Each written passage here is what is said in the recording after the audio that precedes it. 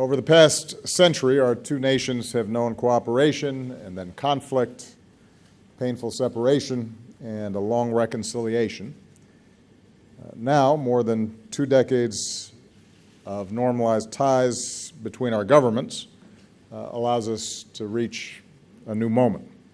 It's clear from this visit that both our peoples are eager for an even closer relationship, a deeper relationship. And I was moved to see so many people lining the streets as we were driving into town today.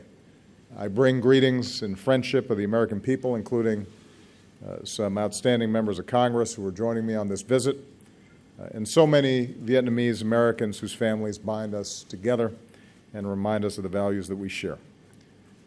I've indicated before that one of my highest foreign policy priorities as president is to ensure that the United States continues to play a larger and long-term role in the Asia-Pacific, which is vital to our security and to our prosperity. We believe the people of this region should live in security, prosperity, and dignity.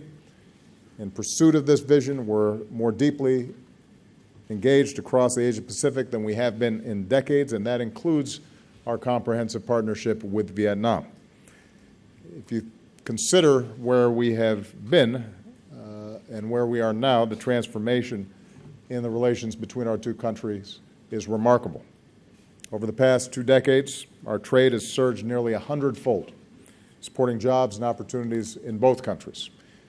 Since I took office, we've boosted U.S. exports to Vietnam by more than 150%. We're now the single largest market for Vietnam's exports. American companies are one of the top investors here. With our Fulbright programs, thousands of our students and scholars have studied together, and more than 13,000 young people across Vietnam are learning new skills as part of our Young Southeast Asian Leaders Initiative.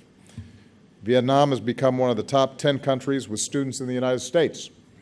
This year, we've welcomed nearly 19,000, the most ever. And last year, Vietnam welcomed nearly 500,000 American tourists to this country, and I will assure you that more are on the way. Our two governments are also cooperating more closely than ever. As part of our engagement with ASEAN and the East Asia Summit, we're working together to advance regional security and stability.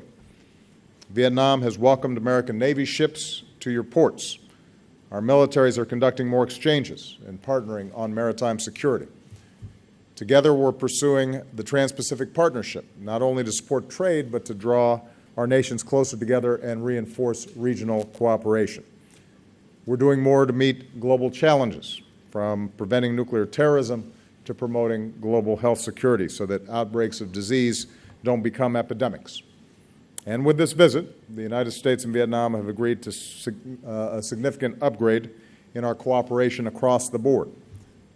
We're taking new steps to give our young people the education and skills that they need to succeed, and I'm very pleased that for the first time, the Peace Corps will come to Vietnam. Our Peace Corps volunteers will focus on teaching English, and the friendship that our people forge will bring us closer together for decades to come. American academic and technological leaders, including Intel, Oracle, Arizona State University, and others, will help Vietnamese universities boost training in science, technology, engineering, and math. Harvard Medical School, Johnson & Johnson, GE, and others will join with Vietnam universities to improve medical education. And now that the government of Vietnam has granted the necessary license, we can say that Fulbright University Vietnam, this country's first nonprofit independent university, can move forward and open its doors and welcome its first class this fall. We're increasing trade. With Vietnam's announcement on multiple entry visas, it will be easier for Americans to come here and do business and travel. President Quang and I just attended a signing ceremony that many of you saw, where American and Vietnamese companies are moving ahead with a new commercial deals worth more than $16 billion. Boeing will sell 100 aircraft to Vietjet. Pratt & Whitney will sell advanced engines. GE Wind will partner with the Vietnamese government to develop more wind power. Deals like these are a win for both of our countries, helping to fuel Vietnam's economic growth and supporting tens of thousands of American jobs. We agreed to work to ratify and implement the Trans-Pacific Partnership as soon as possible. because it will support vital economic reforms here, further integrate Vietnam into the global economy, and reduce tariffs on American exports to Vietnam. And we discussed the high standards that Vietnam has committed to meet under TPP on labor, the environment, and intellectual property. And I conveyed that the United States is prepared to offer technical assistance to Vietnam as it works to fully implement these standards so that TPP delivers the benefits that our peoples expect. With regard to security, the United States will continue to do our part to address the painful legacy of war. On behalf of the American people, including our veterans, I want to thank the government and the people of Vietnam for the many years of cooperation to account for Americans missing in action. Solemn efforts that will continue together. We'll continue to help remove unexploded landmines and bombs.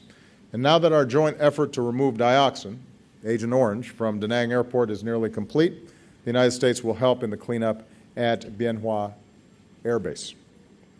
We've agreed to continue deepening our defense cooperation, including patrol boats and training for Vietnam's Coast Guard, and to work more closely together in responding to humanitarian disasters. And I can also announce that the United States is fully lifting the ban on the sale of military equipment to Vietnam that has been in place for some 50 years.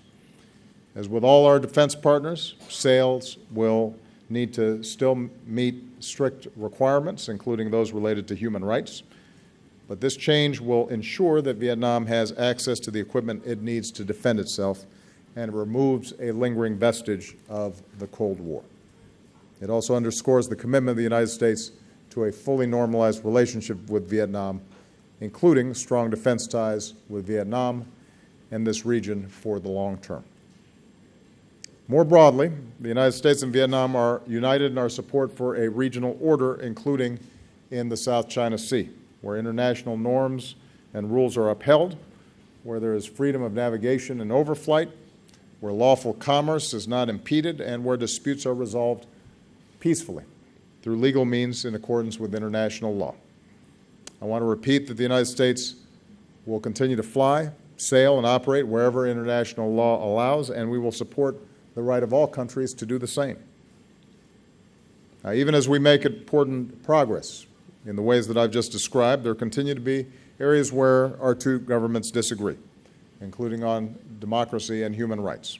And I made it clear that the United States does not seek to impose our form of government on Vietnam or any nation. We respect Vietnam's sovereignty and independence.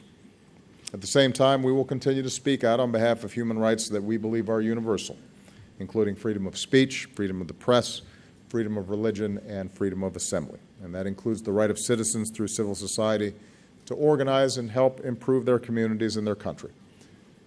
We believe, and I believe, that nations are stronger and more prosperous when these universal rights are upheld. And when our two countries continue to discuss these issues as part of our human rights dialogue in a spirit of constructive and cooperative effort. And finally, the United States and Vietnam are expanding our cooperation in ways that benefit the world. Under our growing climate change partnership, we'll support Vietnam as it works to meet its commitments under the Paris Agreement. Because our two countries and others have committed to joining the agreement this year, we're within striking distance of it entering into force before anybody expected. In the meantime, we'll help communities in vulnerable regions like the Mekong Delta adapt to a changing climate and assist Vietnam's transition to a low-carbon economy. And that includes the low-carbon energy that will come from our cooperation on civil nuclear power. And as Vietnam prepares to deepen its commitment to UN peacekeeping, the United States is proud to support Vietnam's new peacekeeping training center. So again, President Quang, thank you for your hospitality. Ted Cruz, I don't know if he likes me or if he doesn't like me, but he is one hell of a competitor. He is a tough, smart guy.